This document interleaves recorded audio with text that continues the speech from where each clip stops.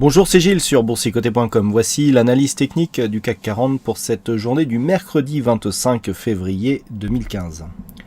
Avec aujourd'hui une petite séance d'hésitation, puisqu'après une ouverture en légère baisse, le CAC 40 a oscillé dans les mêmes zones que la veille pour terminer en clôture à 4882,22, provoquant une baisse de 4 points par rapport au cours de la précédente séance, par rapport au cours de clôture, et donc en perdant 0,09%. Donc autant dire tout ça pour rien.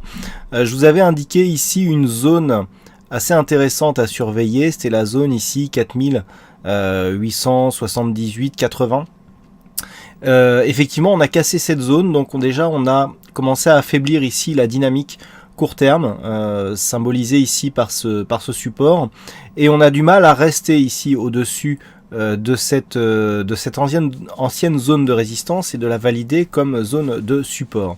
Donc on a dans un premier temps un échec, enfin un début d'échec, puisque rien n'a été encore fait, par rapport à l'accélération ici de ce mouvement par rapport au trend précédent, et une dynamique qui commence à faiblir ici par rapport à la tendance court terme. Bon, il n'y a pas encore de gros points ou de gros signal de retournement, mais c'est un début.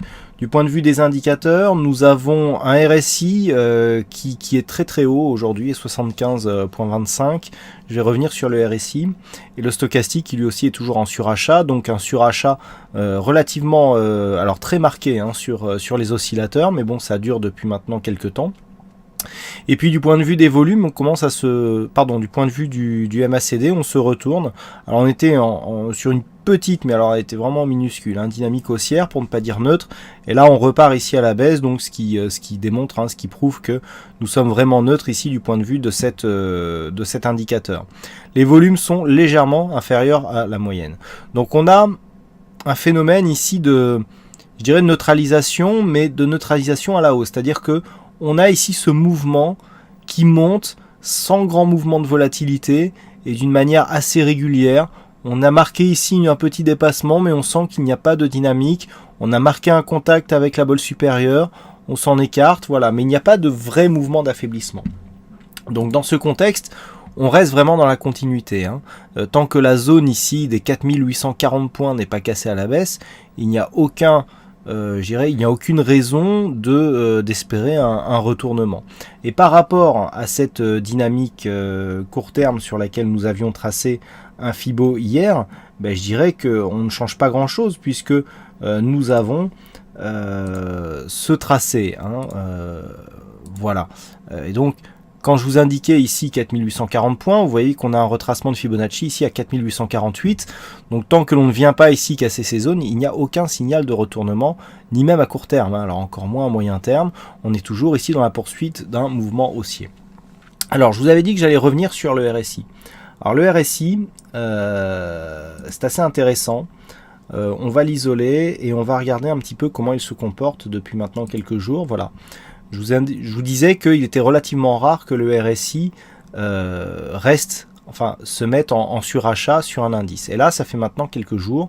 Et on a eu un sommet hier, un sommet à 76, le sommet à 76,01. Alors, retenez ce chiffre, parce que lorsque l'on cherche en fait dans l'historique des chiffres aussi forts, là vous voyez que en août 2013, on avait 74,24. Et en fait, pour avoir une valeur comparable, il faut remonter relativement loin. Donc la première valeur ici, c'était ici. En 2005, non, alors on avait une autre, voilà, c'était ici, sur cette zone ici, en 2007. La dernière fois que nous avons eu une valeur comparable, c'était ici, en 2007. Alors je vais essayer de vous l'isoler pour bien montrer le... Voilà. Donc ici, voilà, on avait eu un point haut à 76 et quelques. Donc mai 2007, voilà, 76,16. Et lorsque l'on regarde par rapport à l'indice que ça nous donne, voilà, on est ici, c'est quelques mois avant un retournement majeur de cette dynamique ici, qui, on le sait, avait, voilà, c'était, le RSI, il était là. Et donc, la dernière fois que nous avions une valeur de RSI aussi forte, c'était sur cette forte hausse qui a précédé le retournement majeur ici que la bourse avait connu avant la grande crise qui avait débuté en 2008. Donc on est vraiment sur une phase, quand je vous indiquais hier que nous étions sur une phase de marché relativement rare, ça correspond aussi à ça. Ça correspond au fait que nous sommes dans une configuration fortement surachetée, mais qui ne présente pas de mouvement de retournement. Si on fait un comparatif avec ce qui s'était passé en 2007, le retournement majeur, le diamant qu'avait connu le marché à cette époque, eh bien, on l'avait connu entre juillet et août. Il s'était formé entre juillet et août. Donc, nous étions en mai, juin, juillet, août. On a encore 2-3 mois potentiellement où ça peut continuer à monter. Tout ça pour répondre à certaines questions.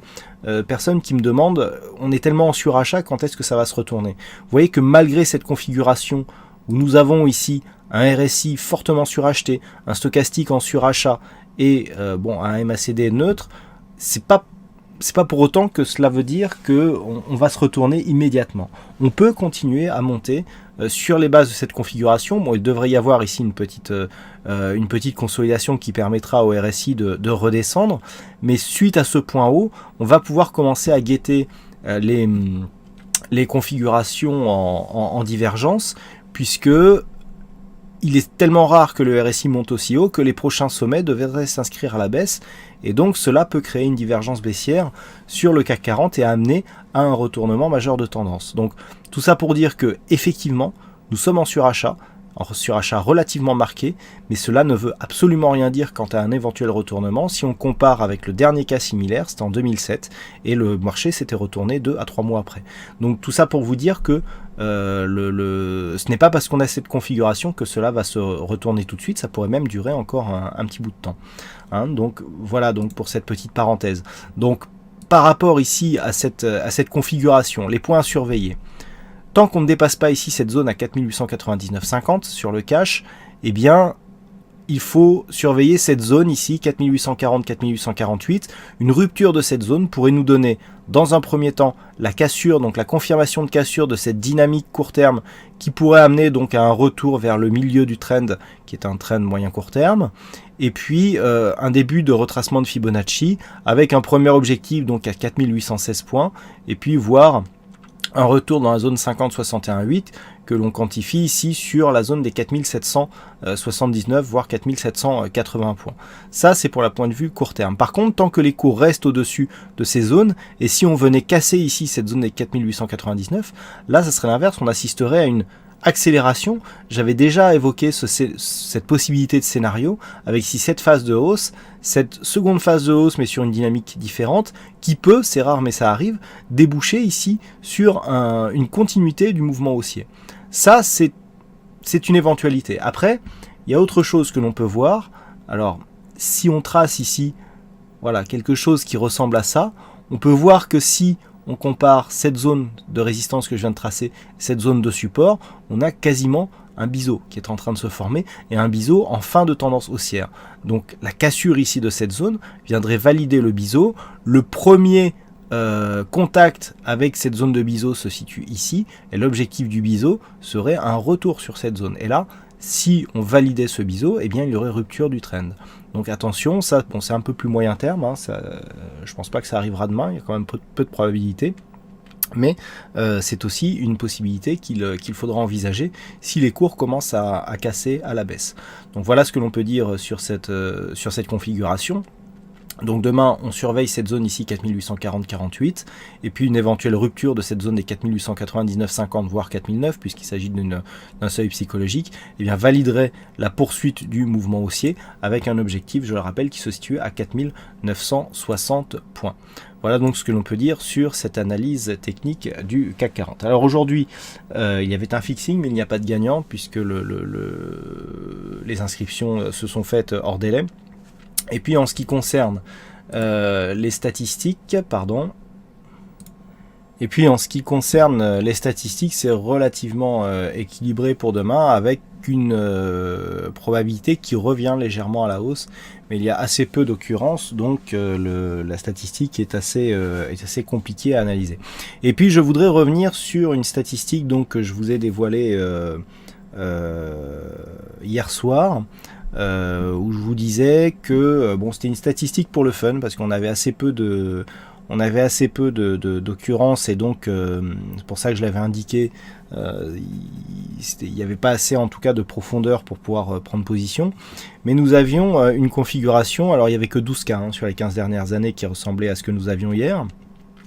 Et il y a une statistique qui est ressortie, qui, bon, à mon sens, n'était pas significative, mais c'est assez rare, donc j'ai voulu la souligner, où nous avions une probabilité de 100%, donc on avait eu 12 cas sur 12, où les cours avaient baissé de 21 points par rapport au niveau d'ouverture. Lorsque l'on regarde par rapport à cette bougie, niveau d'ouverture, nous avons 4885, donc 21 points, ça nous fait un objectif à 4864, et je vous laisse découvrir le plus bas, il est inscrit 4863,22, donc encore une fois une statistique qui est vraiment optimum, puisqu'on avait, je crois qu'on avait 100% sur 21 points, et à 22 points on n'était plus à 100%, donc là c'était vraiment optimum, c'est-à-dire à 22 points on n'y allait pas puisqu'il manquait 22 centièmes, et bon, je voulais le signaler parce que j'ai trouvé ça intéressant que le plus bas ici de cette bougie vienne se poser juste sur cet objectif qui avait été défini par une statistique purement technique. Voilà donc pour cette analyse technique du CAC 40, donc je vous souhaite à toutes et à tous une bonne soirée, bonne chance dans vos prochains trades, et on se donne donc rendez-vous dès demain pour d'autres analyses techniques sur le site boursicoté.com. Bonne soirée à tous.